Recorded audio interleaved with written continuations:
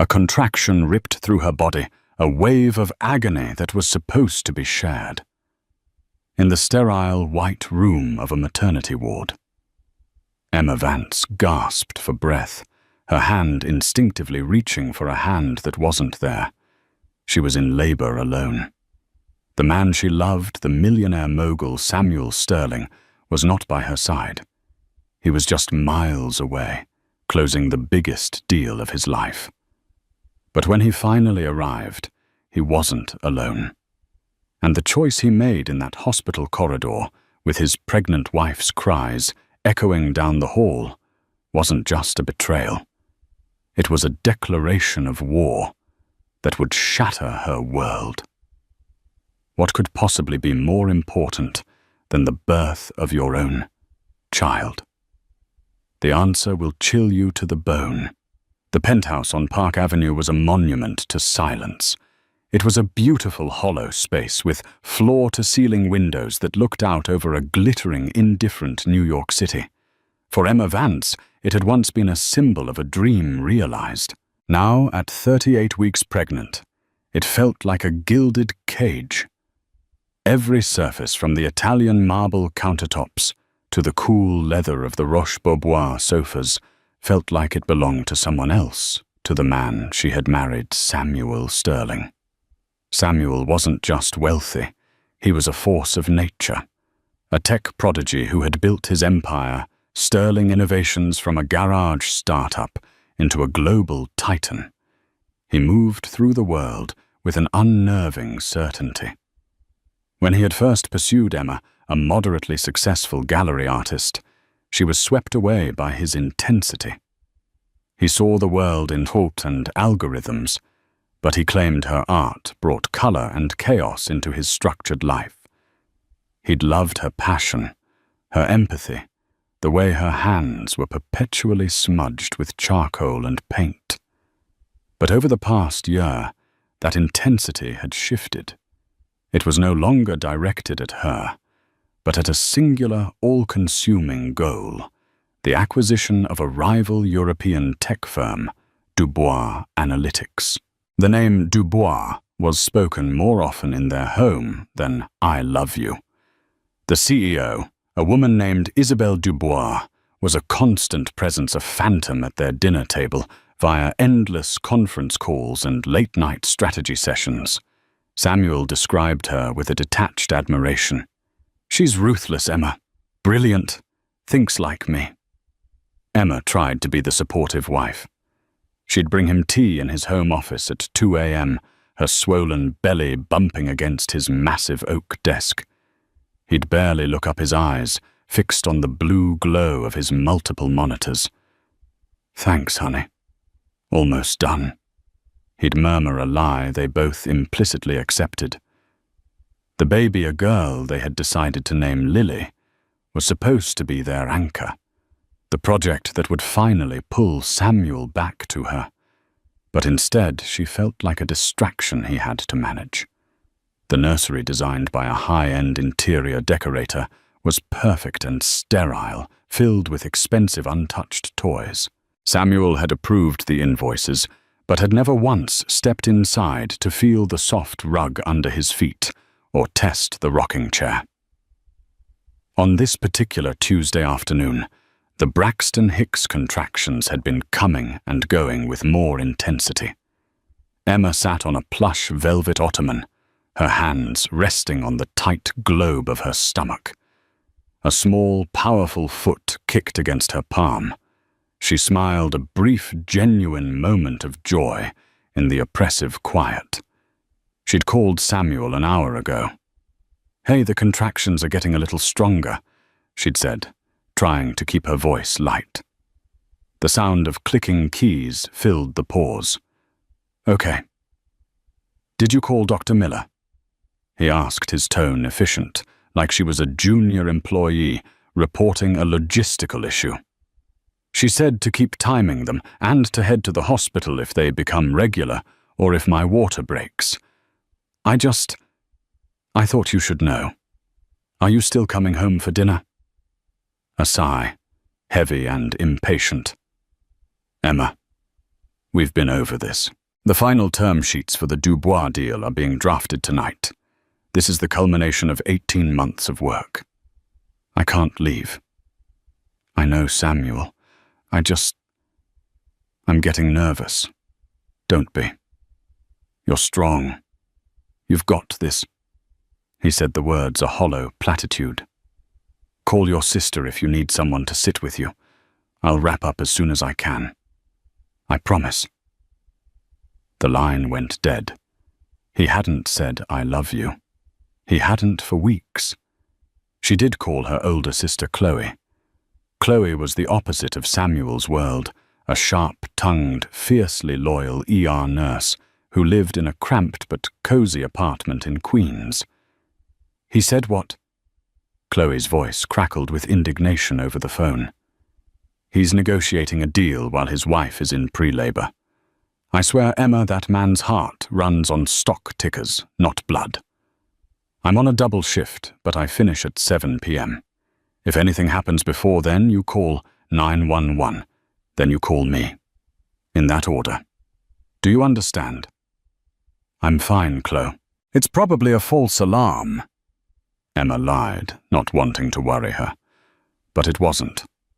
At 5:17 p.m., as she stood up to get a glass of water, she felt a sudden, unmistakable gush, a warm liquid soaked through her maternity leggings, pooling on the polished mahogany floor. She froze, her heart hammering against her ribs. It was happening. Now. Her hands trembled as she dialed Samuel's number. It went straight to voicemail. Samuel Sterling, leave a message. The voice was crisp, professional, a stranger's voice. Samuel, it's me. She gasped, a fresh contraction seizing her midsection, forcing her to lean against the kitchen island. My water broke. It's time. I'm calling the car service to go to Lenox Hill Hospital. Please meet me there. Please. She called him again. Voicemail. And again. Voicemail. The panic began to curdle into a cold, terrifying dread. She was a millionaire's wife about to give birth to his first child, and she was utterly, completely alone. With a shaking hand, she called the car service, then sent a text to Chloe. It's happening. Water broke. Going to Lenox Hill. He's not answering. The doorman helped her into the black town car, his face a mask of polite concern. As the car pulled into the thick of Manhattan traffic, Emma looked back up at the penthouse. The lights of Samuel's office were on a single bright square in the twilight sky. He was in there. He was choosing to be in there. And as another contraction tore through her, she squeezed her eyes shut, not just against the pain, but against the terrible dawning realization of what that choice truly meant. The maternity ward at Lenox Hill was a world of controlled chaos. Nurses bustled with quiet efficiency. The air hummed with the rhythmic beeping of fetal heart monitors, and the distant primal cries of women in the throes of labor were a constant humbling soundtrack. Emma was checked in and shown to a private birthing suite, a room that Samuel's wealth had secured, but that his presence had failed to grace. A kindly nurse named Grace helped her change into a hospital gown. First baby is always the scariest, she said with a warm smile, her eyes crinkling. But you're doing great. Your husband on his way. The question felt like a physical blow. Yes, Emma managed to say the lie, tasting like ash in her mouth. He's stuck in a very important meeting. Nurse Grace simply nodded her expression, revealing she'd heard that particular excuse 1,000 times before. She hooked Emma up to the monitors, and the steady, galloping rhythm of her baby's heartbeat filled the room. Thump, thump, thump, thump, thump, thump. It was the only comfort in the sterile space. The hours began to bleed into one another, each one marked by a relentless, escalating cycle of pain. The contractions were no longer waves. They were tsunamis, starting deep in her back and crashing through her entire body, leaving her breathless and trembling in their wake. She clutched the bed rails, her knuckles white, her body slick with sweat. In the brief moments of respite, she would grab her phone, her thumb hovering over Samuel's contact. She called him at 7:30 p.m. He answered on the fourth ring, his voice sharp and distracted. "Emma, is everything okay? I'm in the middle of something." "Samuel, I'm at the hospital. I've been here for 2 hours. The contractions are 5 minutes apart. The doctor said it could be any time now." "Where are you?" she pleaded, her voice cracking. There was a muffled sound, him covering the phone. She could hear other voices in the background, one of them a woman's crisp and authoritative. "Look, the final signatures are happening right now. This is the moment of truth. I can't just walk out," he said, his voice dropping to an irritated whisper. "Just hold on. I'll be there as soon as I can. You're fine, right? The doctors are there." "I'm not fine. I'm scared, Samuel. I need you." She sobbed, the words torn from her. Another heavy sigh, the sound of his impatience a fresh wound. "Don't get emotional. It's not good for the baby. Be strong. I'm doing this for us, for our family. This deal secures our future. Do you understand?" Before she could answer, he said, "I have to go. I'll text you." And the line went dead. She threw the phone onto the empty pillow beside her and let out a guttural cry, a sound of such raw pain and abandonment that Nurse Grace came rushing back in. Just as the nurse was adjusting her pillows, the door to the suite burst open. It wasn't Samuel. It was Chloe, still in her navy blue scrubs, her face a storm cloud of fury and concern. She dropped her bag and was at Emma's side in an instant, her cool hand on Emma's feverish forehead. "I got your text. I broke every speed limit getting here from Queens," Chloe said, her eyes scanning the monitors, the IV drip and her sister's pale, tear-streaked face. "Where is he?" she asked, her voice low and dangerous. Emma just shook her head, a fresh wave of tears spilling over. "He's closing a deal, Chloe. He said it's for us." Chloe's expression was pure venom. "For us? That self-important narcissist wouldn't know what's good for you if it bit him on his billion-dollar ass. I swear to God when I see him." Another contraction hit harder than any before. Emma screamed, arching her back off the bed. Chloe was instantly in nurse mode, grabbing her sister's hand, her voice firm but soothing. "Breathe with me, Emma.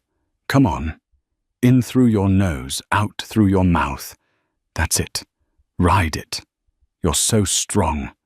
You're stronger than he will ever be." For the next 2 hours, Chloe was her rock. She coached her through the breathing, wiped her forehead with a cool cloth, and fielded the doctor's updates. She never mentioned Samuel again, but his absence was a palpable entity in the room, a cold, empty space on the other side of the bed. Emma was now 7 centimeters dilated. The pain was all-consuming, a fire that burned away thought and reason. The doctor had suggested an epidural, and she'd finally gratefully agreed. As she waited for the anesthesiologist, she drifted in a fog of pain and exhaustion, her thoughts a jumble. She pictured Samuel in a sleek boardroom, his face illuminated by a laptop, surrounded by people who saw him as a god of commerce. She wondered if he even remembered what was happening to her, if the birth of his daughter was anything more than an inconvenient calendar notification he could snooze. At 10:42 p.m., her phone, lying on the bedside table, buzzed with a text. Chloe picked it up. "It's from the Prince of Pricks," she muttered. her eyes narrowing as she read the screen. On my way. Had to finalize things. Don't start without me. Don't start without him. Does he think this is a board meeting you can reschedule? The arrogance is breathtaking. A flicker of hope, weak but persistent, sparked in Emma's chest. He's coming, she whispered. Maybe she had been wrong. Maybe he would walk through that door, his face etched with regret, and everything would be okay. He would hold her hand, apologize, and be there to welcome their daughter into the world. He had promised. The minutes ticked by. The epidural was administered, providing a blessed, numbing relief from the waist down. The physical pain receded, but the emotional agony remained a sharp, cold knot in her chest. 20 minutes later, heavy, purposeful footsteps echoed in the hallway. Emma's heart leapt. She pushed herself up slightly, her eyes fixed on the door, ready to forgive, ready to forget. The door swung open, and her world fell apart. Samuel Sterling stood in the doorway, looking impeccable in his custom-tailored Tom Ford suit, not a hair out of place. But he was not alone. Standing slightly behind him, her posture radiating an aura of icy control, was a woman. She was tall, chic, with raven hair, pulled back in a severe chignon, and eyes the color of steel. It was Isabelle Dubois. The silence in the room was absolute, broken only by the rhythmic beep of the fetal heart monitor. For a moment, Emma's brain couldn't process the scene before her. It was a surreal tableau, a collision of two worlds that should never have touched. There was Samuel, her husband, the father of the child she was about to deliver. And there was Isabelle Dubois, the phantom from the conference, calls the architect of her husband's absence, now standing in the flesh at the threshold of this sacred, intimate space. Isabel's eyes, cool and analytical, swept across the room.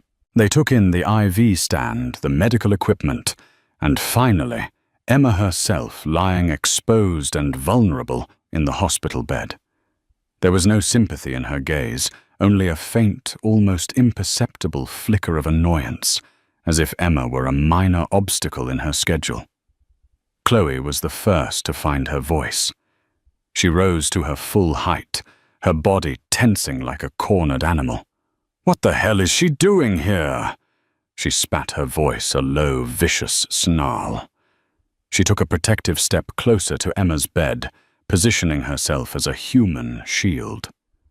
Samuel finally moved, stepping fully into the room.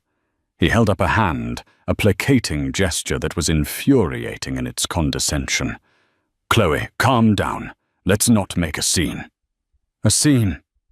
Chloe's laugh was harsh and humorless. "You disappear for 6 hours while your wife is in labor, and you show up with your business partner.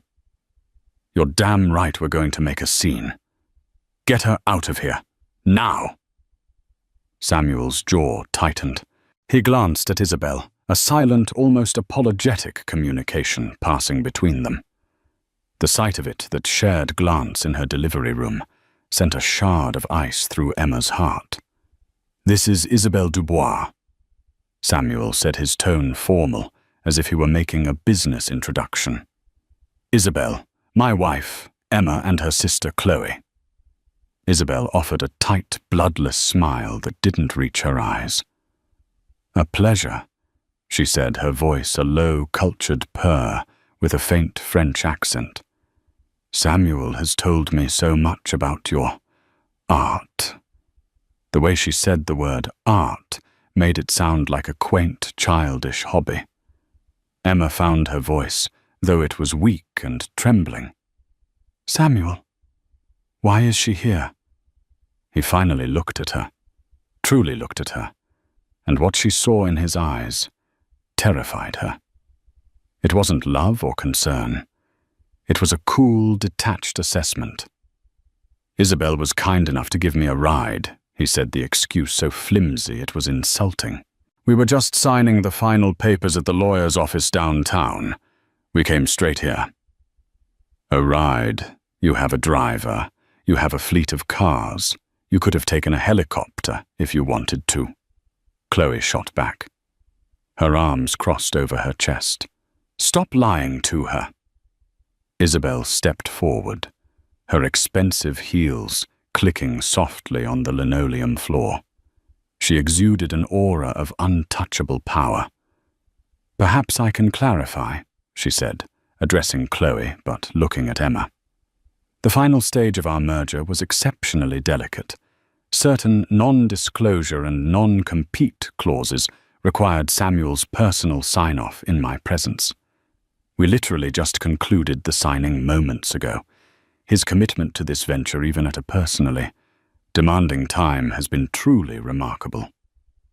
Every word was a carefully polished stone designed to build Samuel up while simultaneously diminishing Emma's experience to a demanding time. She was making it clear the deal was the main event, and this birth was merely the sideshow. Emma stared at her husband, searching for any sign of the man she had married. "You brought her here, Samuel, to our daughter's birth." The question was barely a whisper. Samuel ran a hand through his perfectly styled hair, a gesture of peak frustration. "Look, this is not how I wanted this to happen. Her car is downstairs. She was just going to wait while I came up to check on you." "Check on me?" Emma's voice rose, infused with a hysterical strength she didn't know she possessed. "Check on me? I'm not a stock portfolio you're monitoring, Samuel. I'm your wife. I'm having our baby. You were supposed to be here holding my hand, not signing papers with her." Her shout seemed to startle him. He looked taken aback, as if her raw, unfiltered emotion was a foreign language he couldn't comprehend. It was Isabel who responded, her voice dropping to a confidential, almost pitying tone. "Emma, you must understand. What Samuel achieved tonight will set up your child for life. He has just captained a multi-billion-dollar merger. It required a level head and complete focus. Emotions can be a liability in such moments." The condescension was breathtaking. She was lecturing her, in her own delivery room, about the liability of emotions. The pieces started clicking into place, forming a picture so monstrous Emma could barely look at it. The shared glances, the way he deferred to her, the fact that he brought her here to this place. It wasn't just business. It couldn't be. "Get out," Emma said, her voice suddenly calm and cold. Samuel frowned. "What?"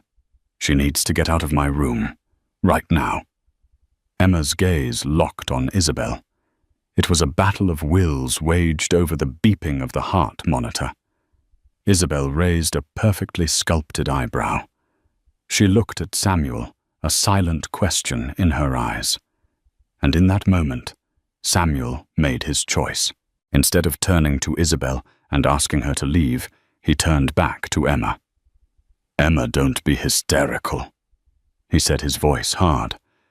"Isabel is my partner. The success of this merger is our shared success. She is a vital part of my life now. You need to accept that." A vital part of his life. The words hung in the air, thick and poisonous. He wasn't just talking about business anymore. This wasn't an introduction. It was an announcement, an unveiling of a new reality, one that had been constructed behind her back in late-night meetings and whispered phone calls. He hadn't just brought his business partner to the hospital. He had brought his mistress. Chloe saw it too. Her face went white with rage. "You son of a bitch," she breathed. "You did not just say that to her." But Samuel's attention was solely on Emma, his expression unyielding. He was waiting for her to understand, to capitulate, to accept this new, horrifying world order he had just presented. He was not here to comfort her. He was here to manage her, and Isabel was here as a symbol of his new allegiance, a queen, checking on the territory of her vanquished predecessor. The air in the room crackled with unspoken truths. Samuel's declaration, "She is a vital part of my life now," had detonated any remaining hope Emma clung to. This wasn't a misunderstanding. It was a coup. "Samuel," Emma said, her voice shaking, but gaining a chilling clarity. "I want you to look at me. Look at what is happening in this room. And I want you to tell me honestly what you think your role here is." He seemed momentarily thrown by the directness of the question. He glanced at the monitors at her swollen belly beneath the thin hospital blanket. "My role is to be the father of my child, of course, and to provide for my family, which is exactly what I was doing tonight." "No," Emma countered, shaking her head slowly. "Providing is what you do with your wallet. Being a father, being a husband, that's what you do with your heart, with your presence. You made a choice tonight. You chose a business deal over me, over her." She patted her belly, her eyes welling with tears she refused to let fall. Isabel, ever the strategist, saw an opportunity. She stepped forward again, her demeanor shifting from icy observer to concerned confidant. It was a masterful, sickening performance. "Emma, please," she began, her voice dripping with false sincerity. "Don't frame it that way. It's not a matter of choosing one over the other. A man like Samuel has immense responsibilities. He has to operate on a level that most people don't understand. Sometimes personal sacrifices are necessary for the greater good of the enterprise." "The enterprise?" Chloe scoffed, taking another step forward. "You keep your sanitized business speak out of this room. This is a family, or at least it was." She fixed her glare on Samuel. "You need to make a choice, right now. Her," she said, jabbing a finger toward Isabel. "Or your wife and unborn child. Who are you with?" It was the ultimatum Samuel had been avoiding, the binary choice his complex, compartmentalized mind refused to accept. He wanted everything: the power and intellectual partnership Isabel represented, and the stable, beautiful family Emma was supposed to provide. He believed his wealth entitled him to both. He looked from Chloe's furious face to Emma's shattered one, and then he looked at Isabel. She didn't flinch. She simply held his gaze, her expression a mixture of support and expectation. She was his future, his equal. Emma in her hospital gown, weak and emotional, was his past. A liability. His shoulders straightened. The final trace of conflict vanished from his face, replaced by a cold, resolute decision. "The world doesn't work like that, Chloe," he said calmly. "It's not about emotional ultimatums. It's about strategic alliances. It's about strength." Swing. He turned his full attention to Emma, and the words that came next were delivered with the detached precision of a surgeon cutting away a diseased limb. "Emma, I'm sorry it has to be like this. Here, of all places. But perhaps it's for the best. For clarity." He took a deep breath. "I want a divorce." The words struck Emma with the force of a physical blow. She literally flinched, a gasp escaping her lips. The beeping of the heart monitor seemed to speed up a frantic counterpoint to the sudden stillness in her own chest. "You... what?" she whispered, unable to believe what she was hearing. "This," he said, gesturing vaguely between them, "is not working. I need a partner who understands the pressures I'm under, who shares my vision and my ambition, not someone who sees it as a competition for my time." His eyes flickered toward Isabel, a clear and brutal indication of who he considered a worthy partner. Your emotionalism, your needs, they've become a drag on my forward momentum. I can't build an empire if I'm constantly being pulled back by domestic sentimentality. Every word was a calculated cruelty, designed to break her down, to reframe her love and needs as weakness. He was justifying his betrayal by assassinating her character. Chloe lunged forward, and for a second, Emma thought she might physically attack him. You godless monster. You are asking for a divorce from your wife, while she is in labor with your child. It's the most logical time, Samuel said, his voice utterly devoid of emotion. We are at a natural turning point, the birth of a child, the closing of this deal. It's the end of one chapter and the beginning of another. It's cleaner this way. Cleaner. Emma finally found her voice again, and it was filled with a strength born of pure, unadulterated rage. You think this is clean? She pushed herself up further in the bed, her eyes blazing. You stand there in your $1,000 suit next to your mistress, and you talk about clarity and chapters. You are a coward, Samuel, a pathetic, soulless coward. Isabel stepped in, placing a delicate proprietary hand on Samuel's arm. Samuel, this is obviously too much for her right now. We should go. Let her calm down. Go. Emma's laugh was a broken, terrible sound. Oh, you're not going anywhere until you understand what you've done. She locked eyes with Samuel, ignoring Isabel completely. You didn't just break a promise tonight, Samuel. You broke a family. You broke a vow. Before God, you promised to forsake all others, and you brought her here, to my bedside. You wanted me to see. You wanted to humiliate me, to show me my replacement. Samuel had the grace to look momentarily uncomfortable, a flicker of shame in his eyes before it was extinguished by resolve. My lawyers will be in touch with you, Emma. You and the child will be well taken care of. I'm not a monster. Yes, you are, she said, her voice dropping to a whisper. You're a monster in a Tom Ford suit. Now get out, both of you. Get out of my room. A sharp pain entirely separate from the labor shot through her. It was the contraction of a heart breaking.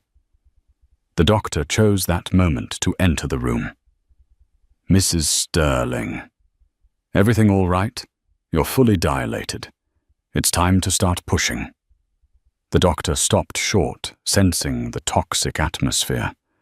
He looked at Samuel, then at Isabel, then back at Isabel, then back at the devastated woman in the bed.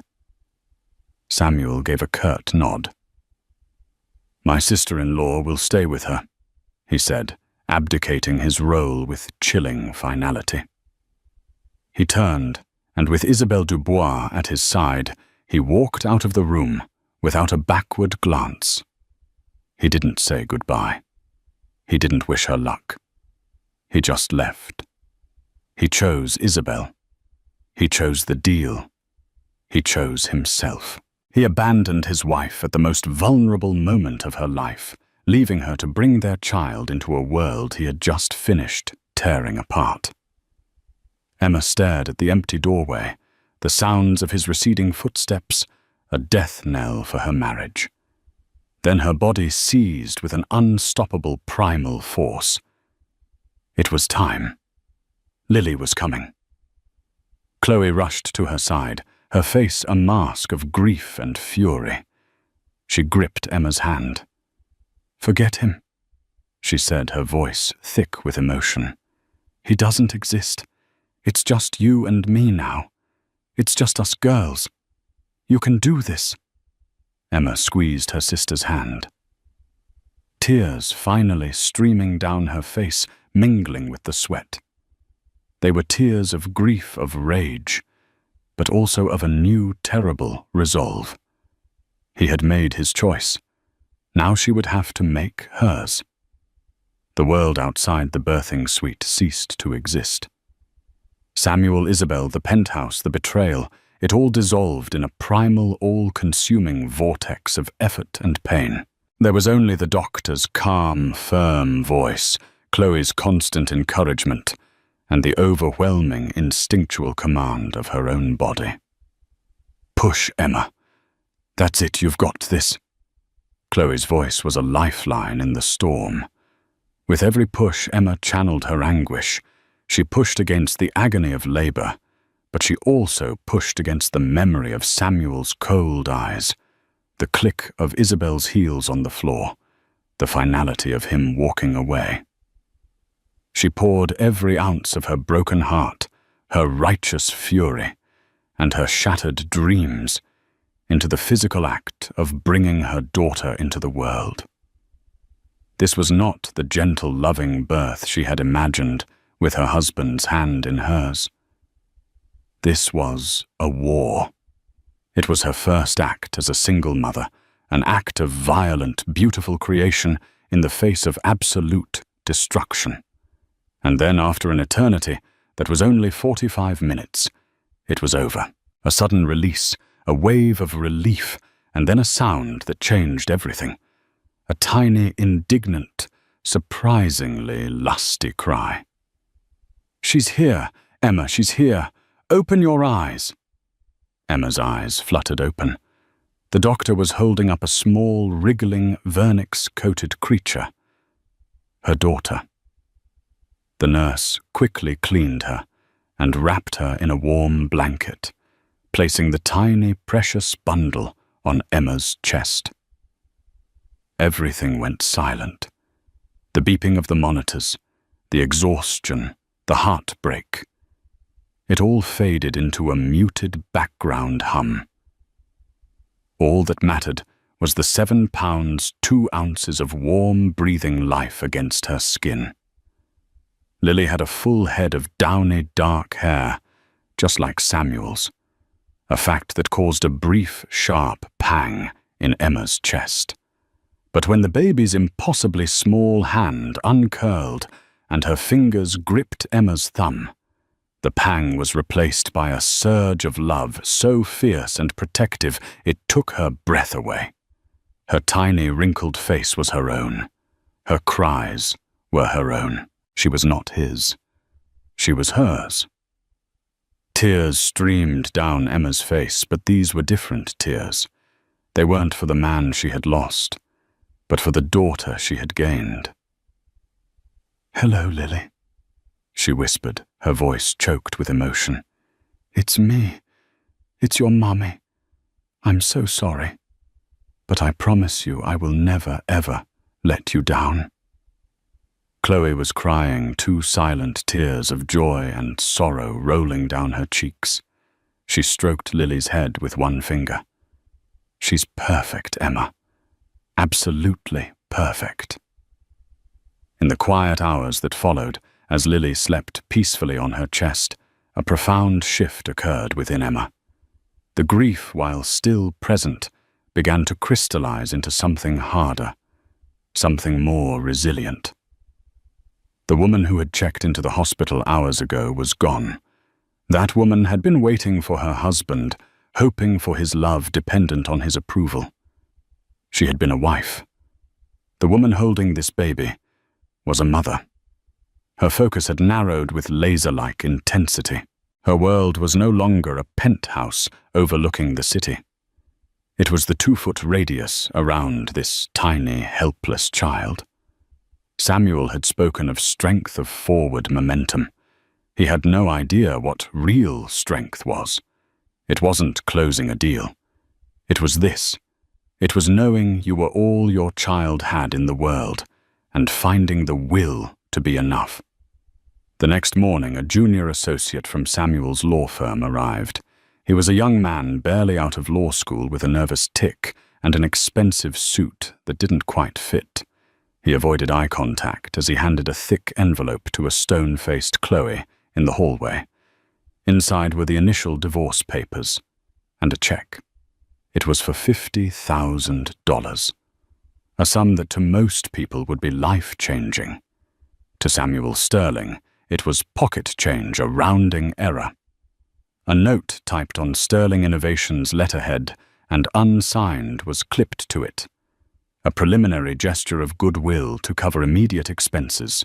My lawyer Arthur Finch will handle all further communication. Chloe read it, and her face turned purple with rage. Goodwill. This is an insult. This is what he thinks you and his daughter are worth. The cost of a new watch. Emma looked at the check, then at Lily, asleep in her bassinet. A cold calm settled over her. It's not goodwill, Chloe. It's a severance package. He thinks he can pay me to disappear quietly.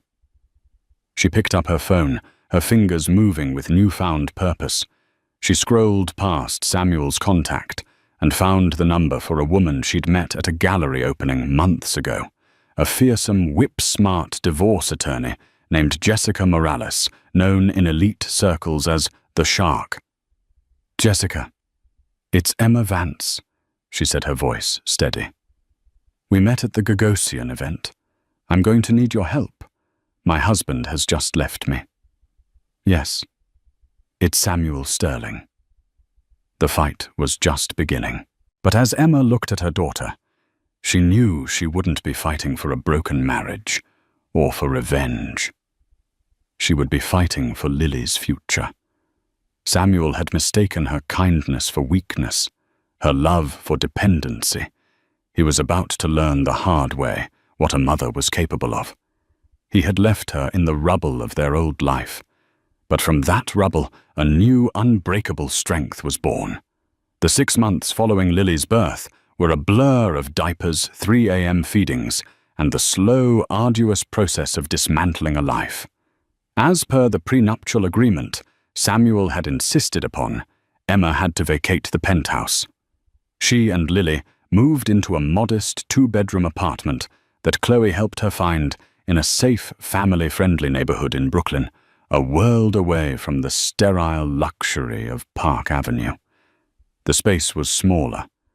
The view was of a brick wall and a sliver of sky.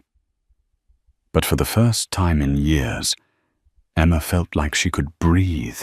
She filled the apartment with her own things. Her canvases, the smell of turpentine and oil paints, mismatched furniture from thrift stores, and the sweet, milky scent of her baby. It was her sanctuary, a fortress built against the memory of Samuel's cruelty. Samuel, meanwhile, was living his new life in the public eye. The Sterling-Dubois merger was hailed in the financial press as a stroke of genius. Photos of him and Isabel were everywhere, ringing the opening bell at NASDAQ, attending charity galas, stepping off a private jet in St. Bart's. They were the new power couple, a vision of sleek, ruthless success. They never acknowledged the existence of Lily. In the world, Samuel was crafting his daughter, and her mother did not exist. The legal battle was brutal. Samuel's lawyers, led by the legendary but aging Arthur Finch, were relentless.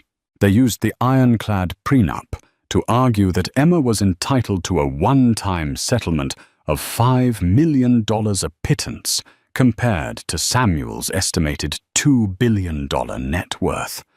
Their argument was that Emma had contributed nothing to his wealth. She was a drain, a distraction he had now surgically removed. Jessica Morales. Emma's lawyer fought back with tenacity, but the prenup was legally sound. They're trying to bleed us dry with legal fees. Emma, Jessica admitted one afternoon over coffee, her expression grim. They want you to get tired, take the $5 million, and sign an NDA that would prevent you from ever speaking about him or Lily's parentage publicly. I won't do it. Emma said, her jaw set. This isn't just about money. It's about him acknowledging his daughter. He has to provide for her, not just cover her expenses like she's a line item on a corporate budget. Her art became her therapy and her weapon. She began to paint again, but her style had changed. The soft, abstract landscapes were gone, replaced by raw, emotional portraits. She painted a series titled The Empty Chair, depicting stark, lonely birthing suites and nurseries. The paintings were visceral, painful, and powerful. A friend from her old life, a gallery owner named Marcus, saw them and was stunned. He immediately offered her a solo show. "People need to see this, Emma," he'd said. "This is your truth." It was a week before her gallery opening when the first crack appeared in Samuel's perfect empire. Emma was feeding Lily when a news alert flashed across the TV screen.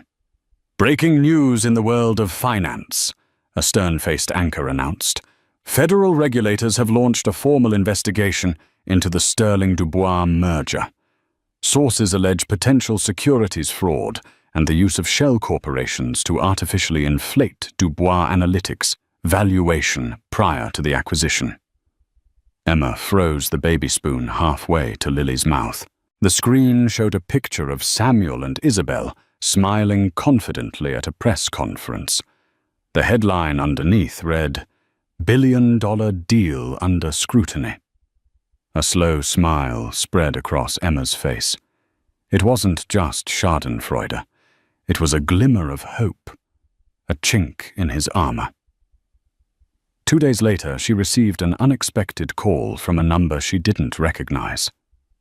"Mrs. Vance, Miss Vance," a man's voice, old and gravelly, asked. "My name is Arthur Finch." Emma's blood ran cold. He was Samuel's lead attorney, the architect of her legal nightmare. "What do you want, Mr. Finch?" she asked, her voice like ice. I would like to meet with you," he said, and for the first time she heard uncertainty in his voice. "It's a matter of professional conscience. I've been practicing law for 40 years, and some things you just can't stomach. There's something you need to know about the prenuptial agreement. Something Samuel was very careful to omit." They agreed to meet at a discreet coffee shop in the West Village. Arthur Finch in person was smaller and older than she'd imagined, his expensive suit hanging loosely on his stooped frame. He looked weary, his eyes clouded with a guilt he could no longer bear.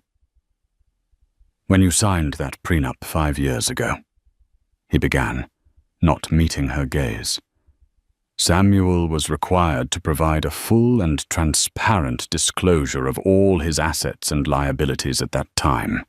That disclosure is the legal foundation of the entire agreement. If it's fraudulent, the entire prenup can be invalidated." "Jessica already looked into it," Emma said. "It all seemed legitimate." "On the surface," Finch agreed. He slid a thin file across the table. Samuel was just starting to build his empire then. He was cash poor but rich in intellectual property. To secure his first major round of seed funding, a $2 million loan, the bank required significant collateral. His IP wasn't enough. He needed something tangible. He paused, finally looking her in the eye. "He used your art." Emma stared at him, confused. "What are you talking about?" "My art wasn't worth anything near that." "Not then, perhaps," Finch said. "But he didn't use its market value. He used your future earnings potential. He had your entire existing portfolio appraised and then projected its value over 20 years. He convinced the bank it was a solid asset, and he used a power of attorney. You signed something you probably thought was for managing household bills to sign your name as the guarantor." The implications slowly dawned on her. "So, I was on the hook for his business loan." Finch nodded grimly. "And here is the crucial part. 6 months into that loan, he defaulted on a payment. It was a technicality, a brief cash flow problem, but for a period of 48 hours, that $2 million debt was technically in default, and legally it was your liability.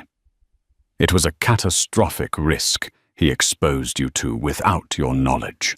He tapped the file. He rectified the default, and the loan was eventually paid off.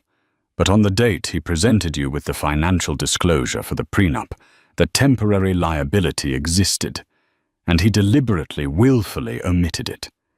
He listed the loan as his own liability, but he never disclosed that you were the guarantor and had been exposed. That Miss Vance's fraudulent misrepresentation. It's the bullet your lawyer has been looking for. He didn't just betray you as a husband. He defrauded you as a business partner from the very beginning. Emma sat back, her mind reeling. All this time she had seen herself as the artist, the emotional one, separate from his cutthroat world. But he had entangled her from the start, using her talent as a stepping stone and a safety net, all while planning to cut her loose when she was no longer useful. Arthur Finch sighed a deep, rattling sound. I helped him draft that document. It's one of the great regrets of my career, seeing him bring that woman to the hospital. Hearing what he did, I can't be a party to it anymore. I'm retiring next month. This is my one chance to set something right. He stood up, leaving the file on the table. Good luck, Miss Vance. Give him hell. Emma picked up the file. Her hands were perfectly steady. The game had just changed. He hadn't just abandoned her. He had built his empire on a foundation of lies, and the first brick he had laid was her. The final confrontation did not take place in a screaming match or a tearful plea. It occurred in the sterile, sound-proofed conference room of Jessica Morales's law firm, a sleek glass and steel space high above the city. The mood was thick with tension. On one side of the massive mahogany table sat Emma, poised and resolute, with Jessica and Chloe by her side. On the other side sat Samuel, his face a mask of controlled fury, flanked by a new, younger set of lawyers. Arthur Finch was conspicuously absent. Samuel had been blindsided. Jessica had filed a motion to invalidate the prenuptial agreement on the grounds of fraudulent disclosure, submitting Arthur Finch's damning file as evidence. The hearing was scheduled, but Jessica had requested this final settlement conference, a last chance for Samuel to avoid a public humiliating trial that would unearth not just his personal failings, but his early questionable business ethics, all while he was under federal investigation. This is a desperate, pathetic stunt, Emma. Samuel began, his voice low and menacing. Dragging my name through the mud, based on the ramblings of a senile old man. Jessica Morales leaned forward, a shark smiling in friendly waters. Mr. Finch is prepared to testify under oath, Mr. Sterling, as are the retired loan officers from the bank who handled the original seed funding. We have the documents, the power of attorney you used, the default notice, the disclosure statement you signed that conveniently omits Mrs. Vance's role as guarantor. It's not a stunt, it's a fact. Samuel's lawyer, a slick man named Peterson, interjected. This is a minor technicality from years ago. It has no bearing on the division of assets acquired during the marriage. On the contrary, Jessica countered, her smile widening. It has every bearing. Fraud vitiates everything. The prenup is the basis for your entire argument that Mrs. Vance should be firewalled from the marital estate. If we prove that foundation is fraudulent, then New York state law applies, and we begin to look at a 50-50 split of all assets acquired since the date of your marriage. That includes the soaring valuation of Sterling Innovations. Samuel's face paled slightly. The implication was staggering. It wasn't about $5 million anymore. It was about $1 billion. What do you want, Emma? He asked, his eyes locking on hers, ignoring the lawyer's. What's your price? Emma felt a strange sense of calm. She had rehearsed this moment in her mind 1,000 times. She had thought she would want to scream at him to make him feel a fraction of the pain he had caused her. But looking at him now, she felt nothing but a cold, clear sense of purpose. "It's not about a price, Samuel," she said, her voice even and strong. "You don't get to just write a check and make this go away. This is about accountability." She slid a document across the table. It was her list of demands. They were not what he expected. First, she demanded full sole legal and physical custody of Lily. His name would be on the birth certificate, but he would have no parental rights unless she, Emma, deemed him fit to have them at a much later date. Second, she demanded the creation of an untouchable trust fund for Lily, amounting to 25% of his current net worth, to be managed by an independent trustee. This was not alimony or a settlement for her. It was his daughter's birthright. Third, she demanded the full funding for a charitable foundation in her name. The Lily Vance Foundation, dedicated to supporting single mothers and artists with an initial endowment of $50 million. And fourth, for herself, she demanded ownership of the Park Avenue penthouse and a settlement of $100 million. Not because she needed it, but because she had earned it. Her name, her art, her risk. It had been the collateral for his dream. This was his bill. Samuel stared at the paper, his breathing growing heavy. "This is insane. This is extortion." "No," Emma said quietly. "This is what you owe. You talked about strength and weakness, Samuel. You told me my emotions were a liability, but you were the weak one. You were so terrified of sharing, so terrified of true partnership, that you built your entire life on lies and legal firewalls. You see people as assets to be leveraged or liabilities to be cut. Well, your daughter is not a liability, and I am no longer your asset." Just then Chloe's phone buzzed. She glanced at it, and a slow, wicked grin spread across her face. She slid the phone across to Samuel. It was a live feed from a major news outlet, a press conference. At the podium was Isabelle Dubois, her face drawn and serious, her own lawyers behind her. "And that is why, effective immediately, I am stepping down as co-CEO of Sterling Dubois," Isabelle was saying. "In light of the ongoing federal investigation, and in order to cooperate fully with the authorities, I am divesting myself of all operational duties. My legal team has advised me to distance myself from the financial practices of Mr. Sterling, which I now believe were not transparently represented to me or my board during the merger." It was the ultimate betrayal delivered in her own cold, strategic style. The ship was sinking and the first rat was jumping overboard, trying to pin the blame squarely on Samuel. He had chosen a partner who thought like him, and she had made the most logical, ruthless choice, self-preservation. Samuel stared at the screen, his face ashen. In one day he was facing the loss of his company, his partner, and a massive chunk of his fortune. He was being dismantled piece by the very women he thought he controlled. He looked back at Emma. In her eyes, he didn't see hatred. He saw something far worse, indifference. She had already moved on. She was no longer fighting for a piece of him. She was claiming what was hers. His lawyer leaned over and whispered frantically in his ear. Samuel just nodded, his gaze vacant. The fight was gone. "Draw up the papers," he said, his voice a hoarse whisper. "Give her what she wants." Emma stood up, her movement fluid and graceful. She didn't offer a final word or a parting glare. She simply turned and, with her sister by her side, walked out of the room, leaving the ruins of Samuel Sterling's empire behind her. Her gallery show opened the following week to rave reviews. standing in the crowded room with Lily cooing in a baby carrier strapped to her chest. Emma watched as people stood mesmerized before her paintings. They saw the pain, the loneliness, but also the fierce, undeniable strength.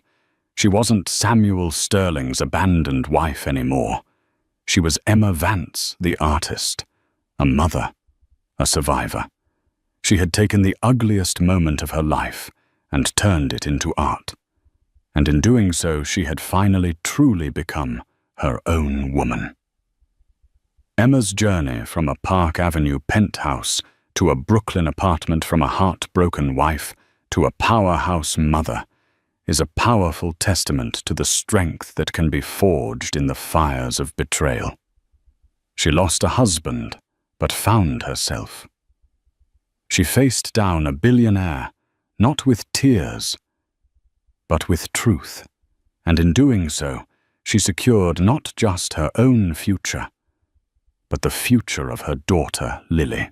Her story reminds us that true wealth isn't measured in stock portfolios, but in resilience, integrity, and the unbreakable bond between a mother and her child. If Emma's story of strength and justice touched you, please give this video a like to show your support.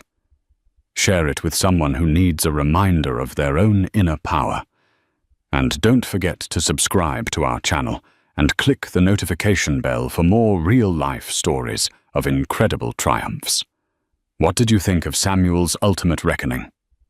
Let us know in the comments below. They say money can't buy happiness. But for Chloe Vance, it was the only currency that mattered. She had her sights set on the ultimate prize, a New York City CEO, a penthouse, and a life dripping in diamonds. She played her part perfectly, the irresistible siren luring Julian Croft away from his pregnant wife. Chloe thought she was writing her own fairy tale, securing her future, one secret rendezvous at a time. She never imagined that every whispered promise, every stolen kiss, and every expensive gift was just a scene in a much larger play. A play written, directed, and starring the one woman she dismissed as a casualty, the wife. And the final act was about to bring her world crashing down in the most public, most humiliating way imaginable. The view from the 80th floor penthouse was an ocean of glittering lights. Manhattan stretched below a concrete and glass kingdom, and from this vantage point, Catherine Sterling Croft was its queen. Her hand rested gently on the subtle swell of her stomach, a protective gesture that had become second nature over the past 5 months. The baby there first was a secret joy. She and her husband, Julian Croft, had nurtured a final perfect piece to complete the portrait of their enviable lives. Julian was the charismatic founder and CEO of Croft Innovations, a tech behemoth that had disrupted the logistics industry. He was the new money wunderkind, celebrated on magazine covers for his sharp mind and even sharper suits. Catherine, by contrast, was old money Grace. The Sterlings were a name synonymous with New York philanthropy and quiet, unshakable influence. Their union had been the talk of the society pages, a merger of dynamic innovation and established prestige. From the outside, it was perfect. The sprawling apartment with its curated art, the weekend trips to their estate in the Hamptons, the effortless access to a world of impossible reservations and exclusive events. Julian was attentive often, bringing home ridiculously expensive floral arrangements for no reason, or whispering how her pregnancy had only made her more beautiful. But lately the perfection had begun to feel brittle, like a flawless porcelain vase with a hairline crack invisible to the casual observer, but threatening to shatter with the slightest tremor. It started with the phone. Julian had always been attached to it, a necessary evil of his trade. but now it was an extension of his hand, angled away from her with a new subtle secrecy. Late-night strategy sessions became more frequent.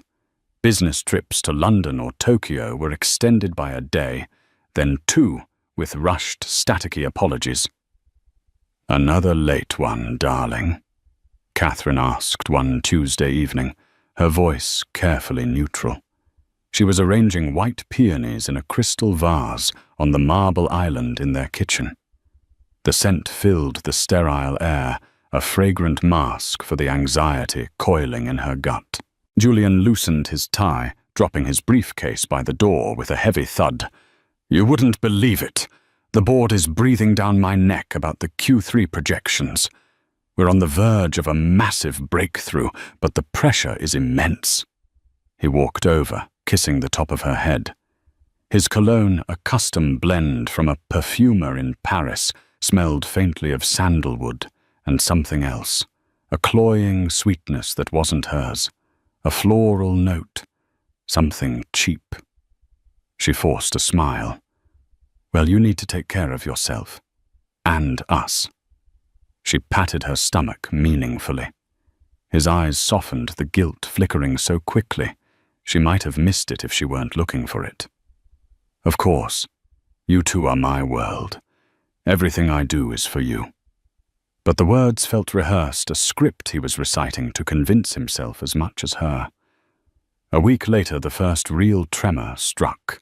Catherine was organizing their monthly receipts for their business manager, a tedious task she nonetheless performed with meticulous care. Tucked between a charge for a $1,000 dinner at Per Se and a payment to Julian's tailor was a receipt from Cartier. It was for a Trinity bracelet, the interwoven bands of rose yellow and white gold.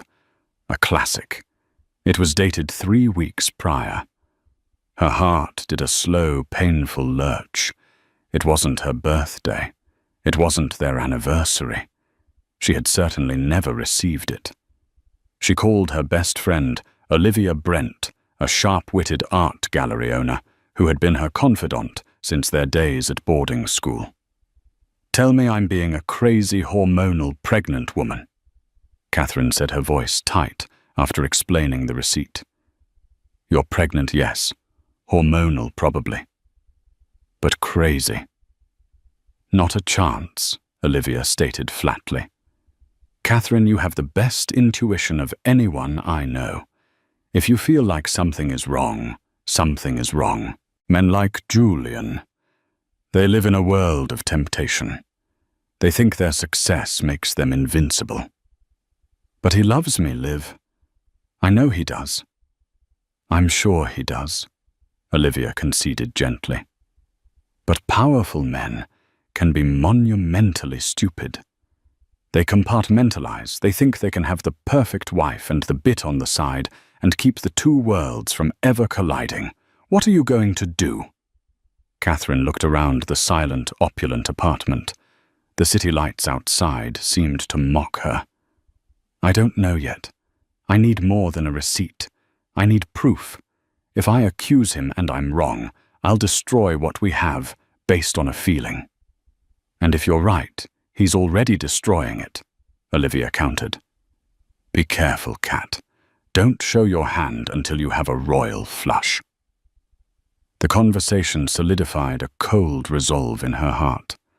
The hurt was a deep physical ache, but beneath it the sterling steel was beginning to harden. She had not been raised to be a victim. She was a strategist, just like her father, a man who had dominated Wall Street for 40 years.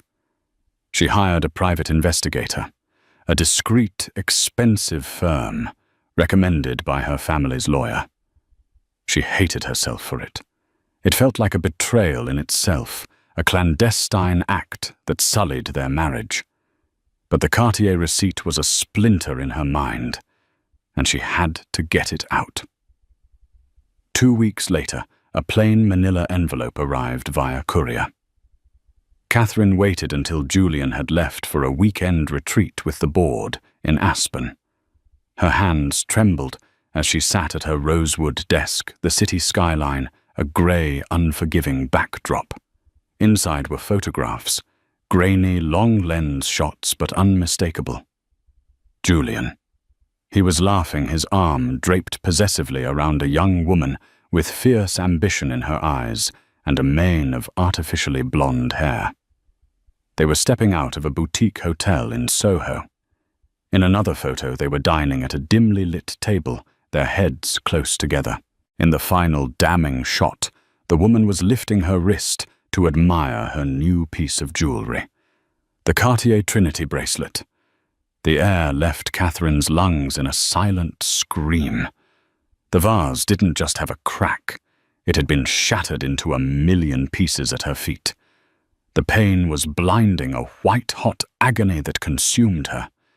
It wasn't just the betrayal of his body, but the casual cruelty of it. The lies whispered in their bed, the stolen moments, the gift, a symbol of trinity, of interconnectedness, given to another woman, while his wife carried their child. She wept. For hours, she let the grief wash over her, a storm of tears for the man she thought she knew and the life she believed they were building. She cried for her unborn child, who would be born into a fractured home. But as the sun began to set, casting long, mournful shadows across the room, the tears subsided. The storm passed, and in its wake there was a chilling, profound calm. The hurt was still there, a cold, heavy stone in her chest, but it was no longer her master. It was fuel. Olivia was wrong. A royal flush wasn't enough. Confronting him would lead to tearful apologies, empty promises, a messy divorce where lawyers would pick over the bones of their life. Chloe, the woman in the photos, would likely get a settlement and fade away, a minor footnote in their drama. Julian might even eventually be forgiven. No. That was not justice. That was not a solution. It was a concession. A simple divorce was a release. What Julian and that woman deserved was a lesson, a reckoning, a meticulously crafted, perfectly executed ruin that would not only end their affair, but would dismantle the very foundation of the mistress's ambition and force Julian to confront the chasm of his own weakness. She picked up her phone, her hand steady now. She didn't call a lawyer. She called the one person in the world she knew would understand the need for something more than just revenge. The one person who would relish the game. Her brother, Marcus Sterling. "Marcus," she said, her voice devoid of any emotion. "I need your help. It's about Julian, and I have a plan." Chloe Vance believed in manifestation. Not the gentle yoga and incense kind, but a ruthless, focused targeting of desire. And her desire had a name, the 1%. From her cramped studio apartment in Bushwick, a stark contrast to the world she craved, she would scroll through Instagram and Forbes, studying the habitats and habits of the ultra-rich. She saw herself not as an outsider looking in, but as a predator studying her prey. Her friend Zara, who worked as a bottle service girl in a meat-packing district club, was her co-conspirator and enabler. "Look, Chloe," Zara had said, perched on the edge of Chloe's bed and filing her acrylic nails. "You're gorgeous, you're smart, and you're hungry. Don't waste that on some broke artist who thinks sharing an Uber is splurging. You're built for better things. You just need the right launch pad." Chloe couldn't agree more. She'd worked for 2 years as a junior marketing associate at a stodgy second-tier tech firm, watching men with half her wit and 1/10 of her drive get promoted because they'd gone to the right schools or played golf with the right people. She saw the system was rigged, so she'd decided to rig it back in her favor. Marriage, she concluded, was the fastest, most effective merger and acquisition a woman like her could execute. Julian Croft became her target by design. She'd read a feature on him in Wired magazine, detailing his meteoric rise. He was brilliant, driven, and most importantly married to a woman who seemed in Chloe's estimation to be a boring, old-money placeholder. Catherine Sterling Croft was beautiful in a classical, understated way, but she lacked the fire, the edge that Chloe cultivated. She was a museum piece. Chloe was a living flame. Chloe engineered their first meeting with the precision of a military campaign. She learned from a disgruntled ex-employee on LinkedIn that Julian often went for a solitary drink at the Aviary, a high-end cocktail bar in Columbus Circle, to decompress after a tough week. She chose her armor carefully, a silk slip dress that was just a little too daring for the venue heels that made her legs look endless, and a perfume, a heady, almost aggressive gardenia scent that was impossible to ignore. She sat at the bar, nursing a single expensive cocktail, and waited. When Julian walked in, looking weary and powerful, she accidentally caught his eye and gave him a small conspiratorial smile. As he sat a few stools down, she pretended to be engrossed in a book, ironically, a biography of Napoleon. It took him less than 10 minutes. "That looks like heavy reading for a Friday night," he said, his voice as smooth as the aged whiskey the bartender was pouring for him. Chloe looked up, feigning surprise. "I find it's best to learn from those who knew how to conquer the world." She closed the book, her fingers tracing the title. "Chloe Vance," she said, extending a hand. Her nails were immaculate, painted a deep predatory red. "Julian Croft." "I know," she said with a confidence that bordered on arrogance. "Everyone in the tech world knows who you are." The hook was in. He was flattered. Over the next hour, she played him like a virtuoso. She was impressed by his work, but not starstruck. She challenged his opinions on market trends, showing she was more than just a pretty face. She listened intently, her gaze never wavering, making him feel like the only man in the universe. She was a perfect cocktail of intellect, beauty, and unabashed admiration. She never mentioned his wife. When he glanced at his wedding ring, a solid platinum band, she simply let her eyes follow his. A flicker of something disappointment, understanding passing through them before she smiled and changed the subject. She was planting a seed she doesn't judge, she understands. He walked her to the curb to get a taxi.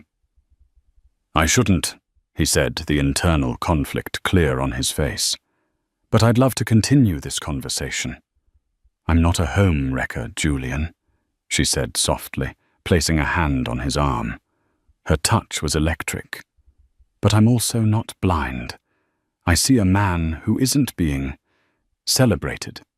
If you ever want to talk to someone who gets it, you have my number." She had already written it on a napkin and slipped it into his suit pocket when he wasn't looking. It was a bold, presumptive move, and it paid off. He texted her the next day. Their affair escalated quickly from discreet lunches in out-of-the-way bistros to afternoons in the sterile luxury of a suite at the Greenwich Hotel. Chloe was everything Catherine wasn't. Where Catherine was calm, Chloe was fiery. Where Catherine's world was one of quiet legacy, Chloe's was one of fierce, palpable ambition. She made Julian feel like a king, a conqueror, not just a husband. "She doesn't understand the pressure you're under," Chloe would murmur, tracing the lines of his jaw as they lay in the post-coital tangle of hotel sheets. Her money was inherited. Yours is earned. It's different. It's real. She was an expert at identifying his insecurities and soothing them. She praised his riskiest business decisions, validated his frustrations with his board of directors, and made him feel seen in a way he hadn't in years. She was the ultimate cheerleader for the cult of Julian Croft, and he in turn showered her with gifts. It started small, a bouquet of exotic orchids delivered to her apartment, a first-edition book she'd mentioned. Then it escalated. A shopping spree on Fifth Avenue, a weekend in Miami on a business trip, and then the Cartier bracelet. He presented it to her in their hotel room. The famous red box sat on the pillow. Chloe's heart hammered in her chest. This was it. This was the moment a man transitions a woman from a dalliance to an investment. "Julian, it's beautiful." She breathed her performance of awe-struck gratitude. Pitch perfect. She allowed a single tear to trace a path down her cheek. "But you shouldn't have." "I wanted it to," he said, his voice thick with a mixture of desire and guilt. "You deserve beautiful things." As he fastened the cool gold around her wrist, she looked at her reflection in the mirror. The bracelet was a shackle of a different kind, one of victory. She had him. The CEO was hers. She thought of his pregnant wife somewhere in their palatial penthouse, probably arranging flowers or planning a nursery, blissfully unaware. Chloe felt a flash of pity, quickly replaced by a surge of triumph. The woman hadn't fought for her man. She had grown complacent, secure in her position, and had left the door wide open for someone like Chloe to walk right in. "What are you thinking about?" Julian asked, kissing her shoulder. Chloe met his eyes in the mirror, her expression a carefully constructed mask of adoration. "I'm thinking," she said, her voice a seductive whisper, "that I'm the luckiest woman in the world." She was playing the long game. The bracelet was a down payment. The end goal was the full buyout. His name, his fortune, his life. The pregnant wife was a temporary obstacle, one that Chloe was confident would soon be removed. She had studied her target, laid her trap, and secured her prize. She was the serpent in their Eden, and she had just convinced Adam to take the first bite. She was so focused on the apple, she never once thought to look up and see God watching. The days following the arrival of the investigator's report were a masterclass in composure for Catherine. On the surface, nothing changed. She continued her work with the Sterling Family Foundation, attended her prenatal yoga classes, and discussed nursery color palettes with an interior designer. She greeted Julian with a serene smile when he returned from his board retreat, a weekend he'd spent with Chloe in a luxury ski lodge, according to the PI's follow-up email. She listened to his stories of high-altitude negotiations, her heart a frozen stone in her chest. Each lie he told was another brick in the wall she was building around it. Her grief, once a raging inferno, had been banked and forged into something cold, sharp, and patient. This was no longer about a broken heart. It was about protecting her legacy and her child's future from the collateral damage of Julian's weakness and his mistress's greed. Her brother Marcus Sterling arrived at the penthouse 2 days after her call. He was Catherine's opposite in many ways. While she was composed and classical, Marcus was a whirlwind of creative energy and roguish charm.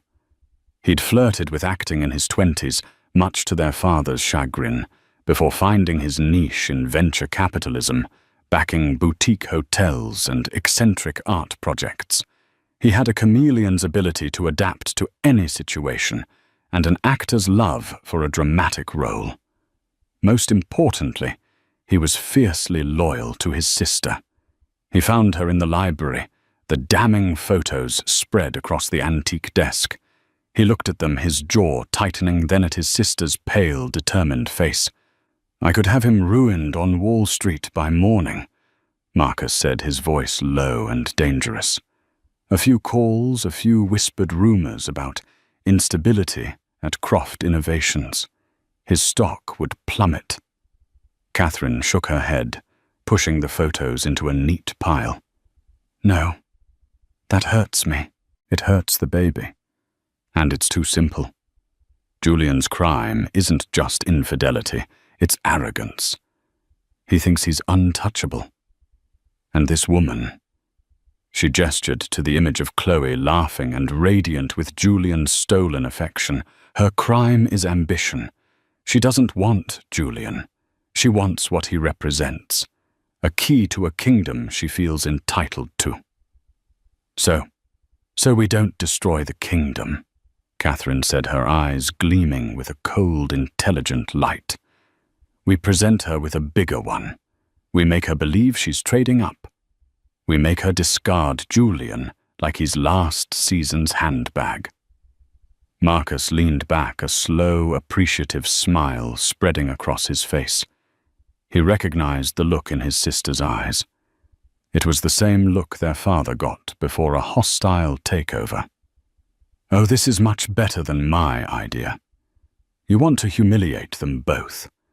You want to make him feel the sting of being tossed aside for a better offer. And you want to strip her of everything when she reaches for it. This is diabolical. I love it. Tell me the plan. For the next 4 hours they plotted. It was a creative, exhilarating process, a dark storm of ingenuity that pushed Catherine's pain into the background. They were no longer the victim and the avenger. They were architects. The cornerstone of their plan was a new character, Sebastian Thorne. He needs to be everything Julian is, but more, Catherine dictated, pacing back and forth. If Julian is a millionaire, Sebastian is a billionaire.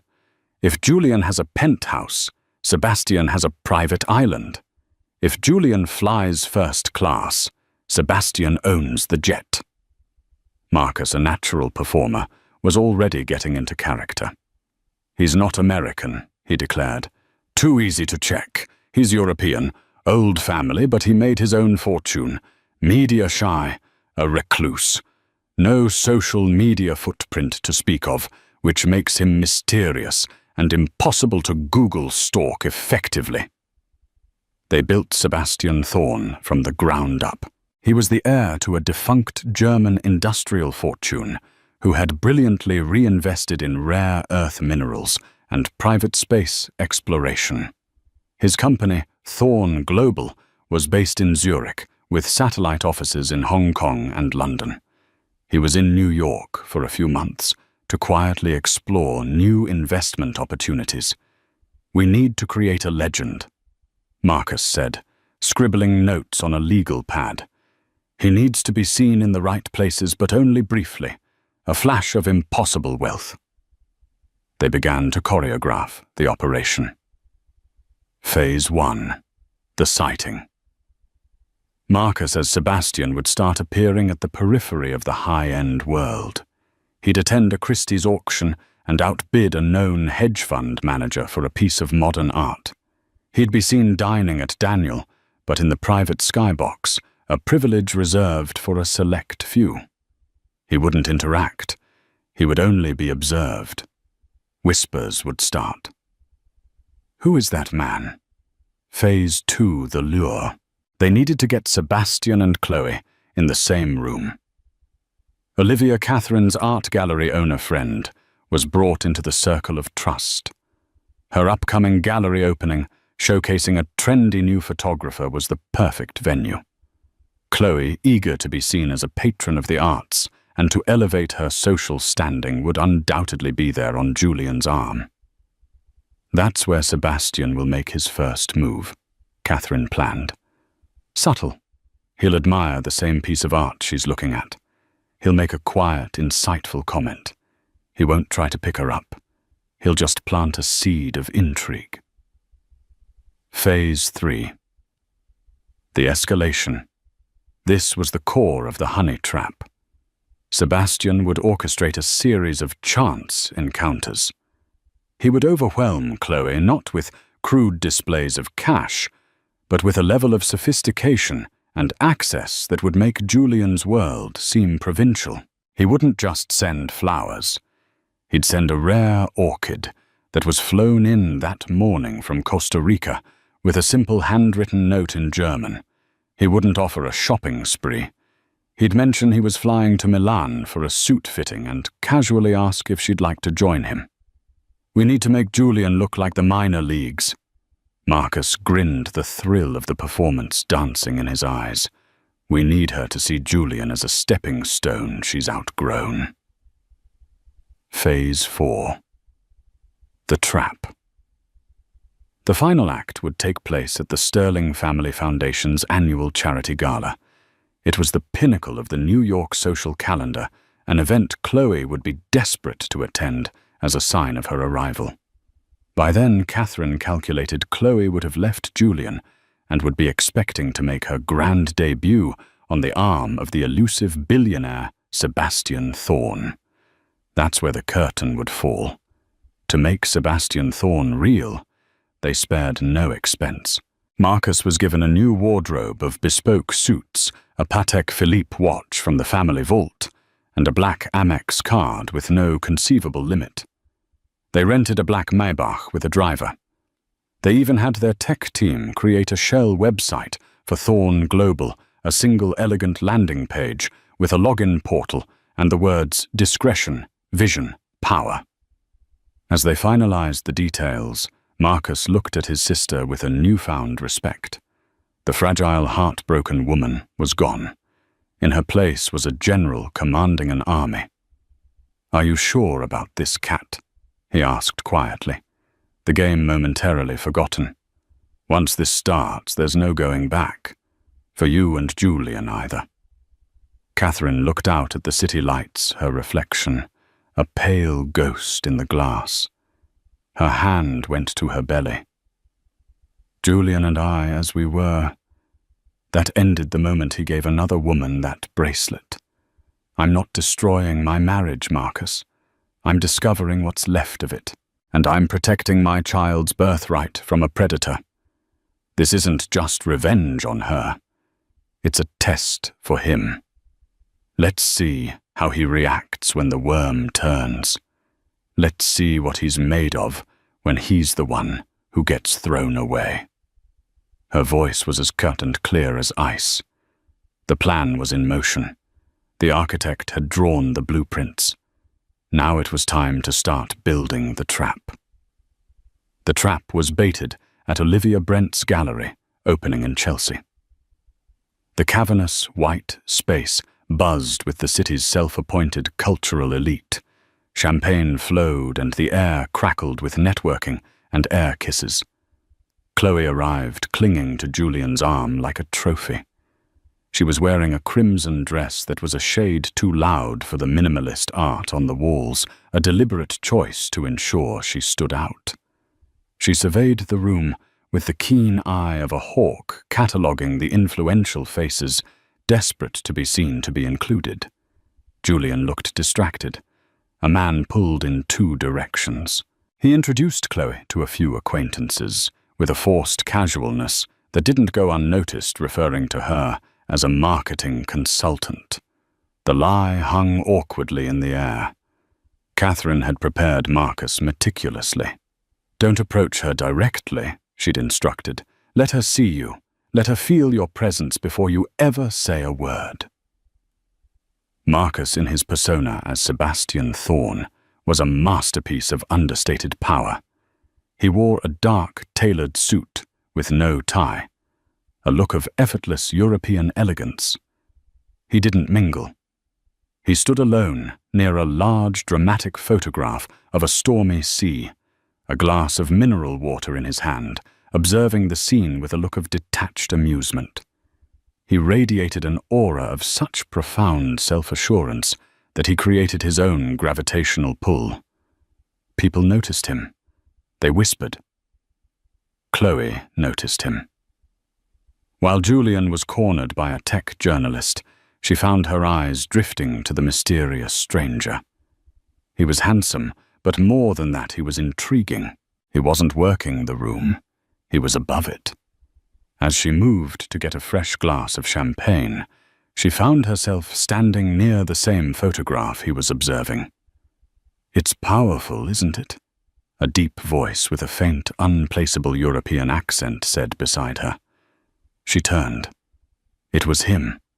Up close, his presence was even more formidable. "It is," she managed her voice, a little breathless.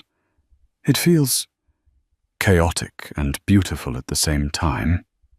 "A perfect metaphor for life," he said, his eyes scanning the photograph, not her. "It's by a German artist I collect. He manages to capture the sublime terror of nature. Most people just see a pretty picture of a wave." He finally turned his gaze to her, and his eyes, a startlingly clear blue, seemed to look right through her. "You don't strike me as someone who just sees the pretty picture." Chloe felt a jolt. He wasn't just complimenting her looks, he was complimenting her perception. It was a far more sophisticated line than any she had heard before. "I try not to be," she said, her voice dropping to a more intimate register. "I am Sebastian," he said, giving a slight bow of his head instead of offering a hand, a deliberately formal old-world gesture. "Chloe," she replied. Before she could say more, Julian reappeared at her side. "Everything okay?" he asked, his arm sliding possessively around her waist. He eyed Sebastian with a flicker of territorial suspicion. Sebastian gave Julian a dismissive glance, a micro-expression of such profound disinterest that it was more insulting than any glare. "Enjoy the evening," he said to Chloe, and then he simply turned and walked away, melting into the crowd. The seed was planted. Over the next 2 weeks, Sebastian Thorne executed Phase 3 with surgical precision. The encounters were always seemingly by chance, yet perfectly engineered to showcase the chasm between Julian's wealth and Sebastian's. One afternoon, as Chloe was having lunch with her friend Zara at an outdoor cafe in Soho, a sleek black Maybach purred to a stop at the curb. The driver opened the door, and Sebastian Thorne emerged. He spotted Chloe, and a slow smile spread across his face. He came over to their table. "Miss Vance, a pleasure to see you again," he said. Zara was staring, her jaw practically on the table. He didn't stay long. He was on his way to a meeting, something about geothermal prospecting in Iceland. He dropped the phrase so casually, it was like someone else mentioning a trip to the grocery store. Before leaving, he looked at the wilted rose in the small vase on their table. The next morning, the reception desk at Chloe's marketing firm called her. A delivery had arrived. It was a breathtaking arrangement of black baccarat roses, so dark they were almost velvet, with a simple card. These seemed more fitting. There was no phone number, no desperate plea for a date, just a gesture of overwhelming, mysterious elegance. Julian had sent her roses the week before, a standard dozen red ones that now seemed pathetic by comparison. The final decisive blow came a week later. Chloe was complaining to Julian over dinner about her frustration with her job. "They're so small-minded, Julian. I have ideas that could revolutionize their entire strategy, but they won't listen." "It takes time to climb the ladder, honey," Julian had said, a touch condescendingly. The very next day, a courier delivered a thick envelope to her office. Inside was a first-class ticket to Milan on a private charter dated for the upcoming weekend. The note was brief. "I'm told the finest business armor is forged in Italy. I have a fitting with my tailor Brioni. I've taken the liberty of arranging a consultation for you as well. A mind like yours deserves a wardrobe to match. A car will be at your apartment on Saturday morning. It is, of course, entirely your choice." This was it. This was the checkmate move. It wasn't just a gift. It was a challenge. It was an invitation into a world Julian Croft, for all his millions, couldn't access. The world of private jets, bespoke Italian suits, and casual globe-trotting power. She looked at the Cartier bracelet on her wrist. A few weeks ago, it had felt like the ultimate prize. Now it felt like a trinket, a consolation prize from the minor leagues. Her decision was swift and brutal. She broke up with Julian that night in his car after he'd taken her to dinner. He was talking about a potential site for a new distribution center in New Jersey. His world suddenly seemed so small, so domestic. "Julian, I don't think this is working," she said, her voice cool and practiced. He was stunned. "What are you talking about? We were just in Miami. I bought you—" "This isn't about what you can buy me," she lied, cutting him off. "It's about ambition. I need to be with someone who is bigger, who sees the whole world as a chessboard, not just a single market sector. I think you've gotten comfortable. I haven't." The words were chosen to wound his ego, the most vulnerable part of any man like him. He was speechless. He, Julian Croft, the tech titan, being told he wasn't ambitious enough by the woman he had risked his marriage for. The irony was lost on him, submerged in the sting of rejection. "Is there someone else?" he finally asked, his voice tight with wounded pride. Chloe gave him a pitying look. "Don't be ridiculous," she said, leaving the question hanging just enough to be a yes. "I just think we want different things. I wish you the best, Julian. Truly." She got out of the car and walked away without looking back, leaving him sitting in the stunned, humiliated silence. She felt a moment pang of something. Not guilt, but perhaps the thrill of the kill. She had discarded a CEO. She was on her way to bigger things. Back in her apartment, she packed. She looked at the ticket to Milan, her heart pounding with triumphant anticipation. She was Chloe Vance, and she was about to be outfitted in the armor of a queen, ready to take her place beside a true king. She had played the game and won. The invitation to the Sterling Foundation Gala had arrived in the mail that day, a thick, creamy card with embossed lettering. She had initially planned to pressure Julian into taking her. Now she would arrive with Sebastian Thorne. It would be her true coronation. She imagined the look on the face of Julian's mousy, pregnant wife when she saw who had replaced her. It was all falling into place more perfectly than she could have ever imagined.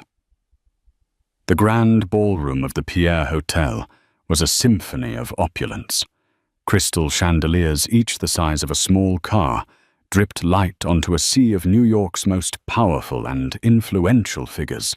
The theme of the Sterling Family Foundation Gala was Foundations for the Future, a celebration of the charity's work in funding education for underprivileged children. For the guests, however, it was the ultimate arena for showcasing status and wealth. Chloe Vance made her entrance feeling like she had finally arrived at the center of the universe. She wore a gown of liquid silver, a custom piece she'd acquired in Milan on her whirlwind trip with Sebastian. It clung to her every curve, audacious and dazzling. On her arm, however, was not the billionaire she expected. Sebastian had called her that afternoon, his voice a smooth apology. A sudden, unavoidable crisis with his Zurich office. A satellite launch had experienced a minor orbital deviation. The words were so fantastically important, so far beyond the scope of normal life, that she couldn't possibly be upset. "I will be there, my dear, I promise," he'd said. "But I will be late. Please go ahead. My driver will take you. I want you to make your entrance. You will be the most radiant woman in the room. I will find you the moment I arrive." So she had arrived alone, a move that was in itself a statement of confidence. She walked in, not as a +1, but as a woman who belonged.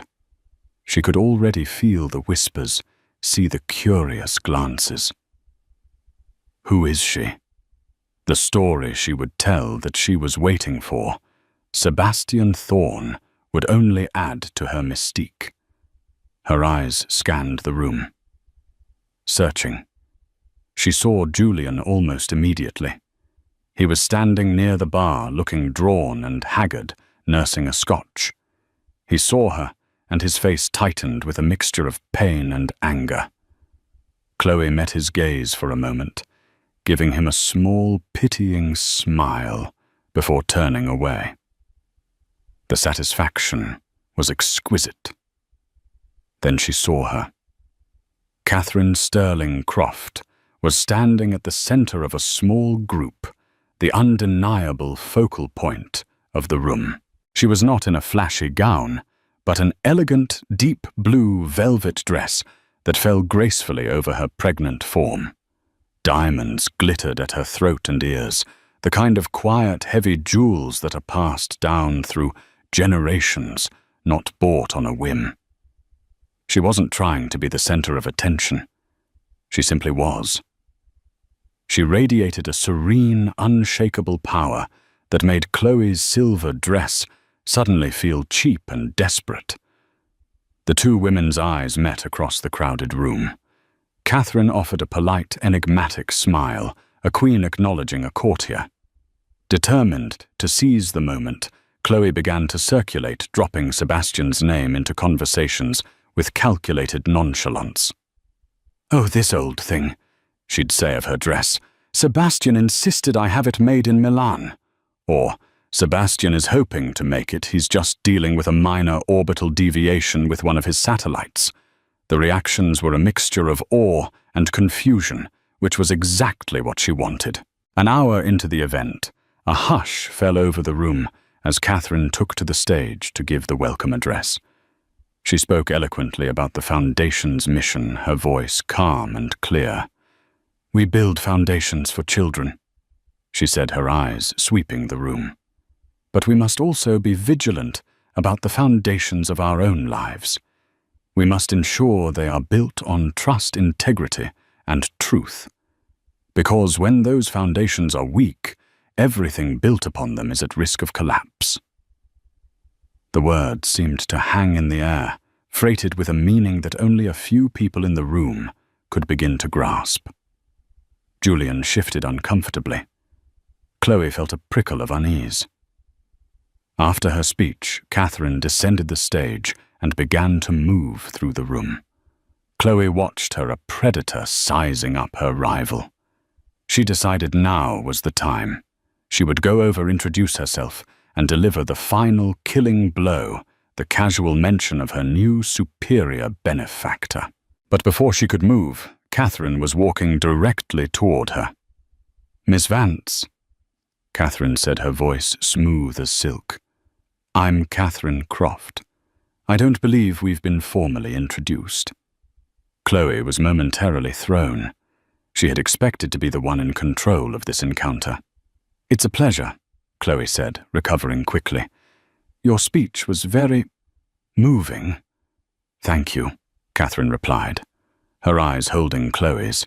"I saw you come in alone. Are you waiting for someone?" This was the opening. "I'm actually," Chloe said, a triumphant smile playing on her lips.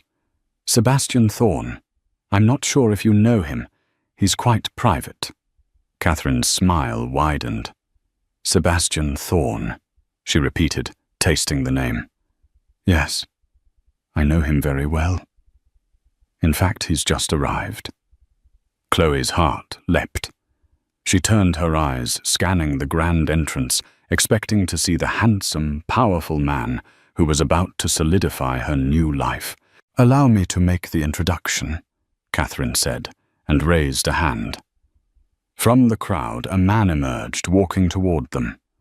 But it wasn't the suave European billionaire. It was Marcus Sterling, Catherine's brother. He was wearing the same bespoke suit and the Patek Philippe watch, but his expression was different. The cool detachment was gone, replaced by a look of wry, theatrical amusement. Chloe stared, her mind refusing to process what she was seeing. "You're—" "Her brother," Marcus said, gesturing to Catherine. "Marcus Sterling, at your service." He gave a mocking bow. "Though for the past few weeks you've known me as Sebastian." The blood drained from Chloe's face. The room seemed to tilt on its axis.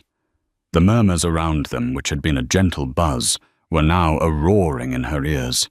She looked from Marcus's smirking face to Catherine's calm, victorious expression.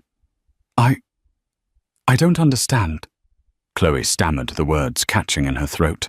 "I think you do," Catherine said, her voice dropping to a cold, precise whisper, meant only for Chloe. "You thought you found a bigger fish. You thought you could discard my husband because you'd found a billionaire. But the billionaire was a fantasy, a story, one we wrote just for you." Chloe's eyes darted around. People were staring openly now, their phones half raised. She saw Olivia Brent standing nearby, a look of grim satisfaction on her face. She saw Julian frozen by the bar, his face a mask of dawning abject horror as he finally understood the full scope of what was happening.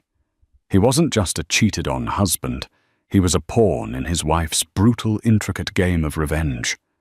He had been discarded and humiliated by Chloe, only to discover that his own wife had orchestrated the entire thing. "Every chance meeting," Marcus explained, enjoying his monologue. "Every gift, every flight. Every word I said to you was a line in a script written by my sister. You're not a gold digger, Chloe. You're just a fool. You fell for the oldest trick in the book, your own greed." The humiliation was a physical force pressing in on her, stealing the air from her lungs. The silver dress felt like a suit of armor that had just been melted onto her skin. Her grand entrance had become a public execution. "My husband was weak," Catherine said, her voice cutting through Chloe's shock. "And you are predatory. You both deserved a lesson in consequences. You, Miss Vance, wanted a foundation of wealth. Instead, you'll be a cautionary tale. And my husband," she glanced over at Julian, her eyes like chips of ice, "has learned what it feels like to be deemed not enough." Chloe stood there, stripped bare, in the center of the glittering ballroom. The life she had fantasized about, the victory, she had tasted all of it, was a lie, a carefully constructed stage, and she was the only one who hadn't known she was an actor in a tragedy. She turned and fled, pushing through the crowd of stunned, whispering faces, the sound of their judgment chasing her out into the cold New York night. Catherine watched her go, her expression unreadable. She had not raised her voice. She had not cried. She had simply taken a predator, a problem, and dismantled it with the cold, quiet efficiency of a bomb disposal expert. She then turned her gaze back to her husband, who stood pale and broken across the room. The first part of her plan was complete. The second was about to begin. The aftermath of the gala was a bloodbath in the gossip columns and social media feeds. The story was too delicious to ignore the ambitious mistress, the fake billionaire, and the brilliant pregnant wife who had orchestrated the most elaborate revenge plot New York society had ever seen. The Sterling Gambit, one blog dubbed it. Chloe Vance became an overnight pariah. Her name, her face, her carefully curated ambition, all were now punchlines. She was fired from her marketing job for conduct unbecoming of the company's image. Her landlord started eviction proceedings.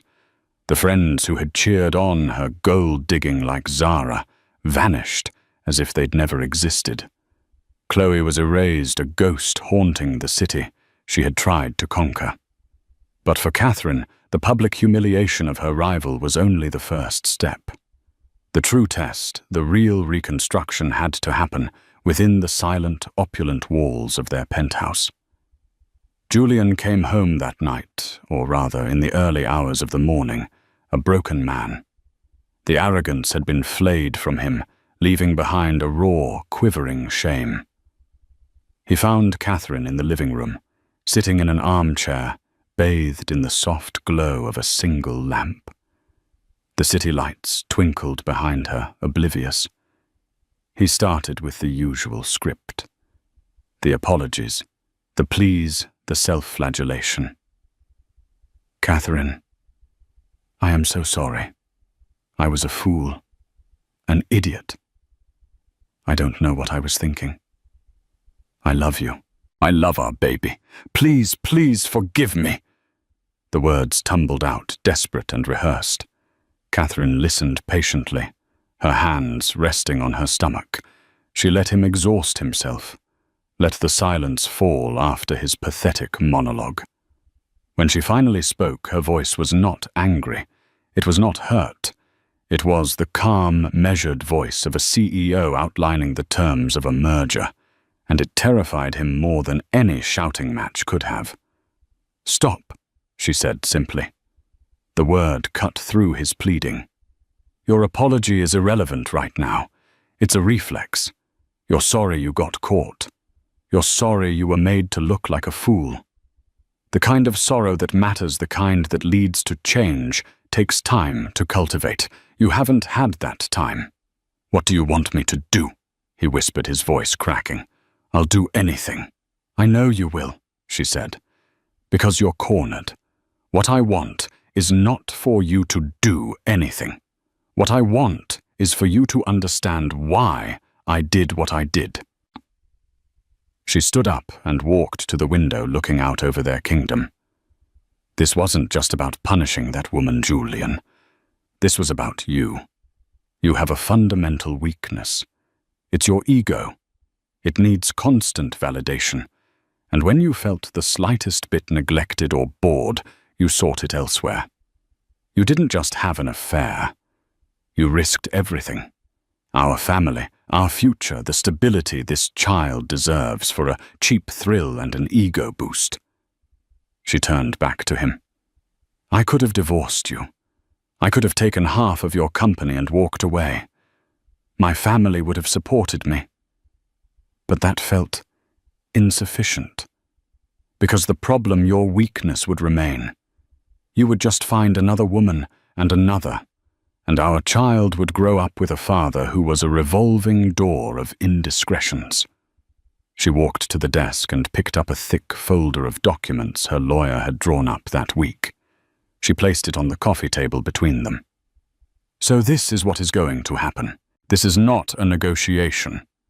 He looked at the folder as if it were a bomb. "This is a post-nuptial agreement," she explained.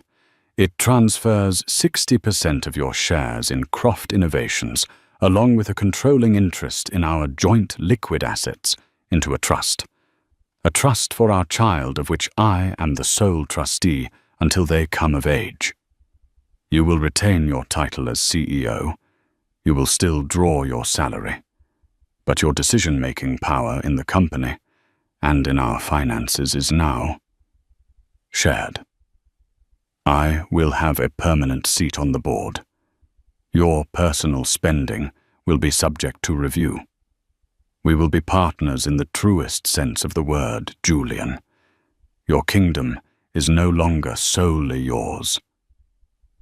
He stared at her aghast. This was more than punishment. This was a coup, a complete restructuring of their entire existence. "You're taking my company," he breathed. "No," she corrected him calmly. "I am protecting our family's primary asset. You proved you were a poor steward, that you could be compromised.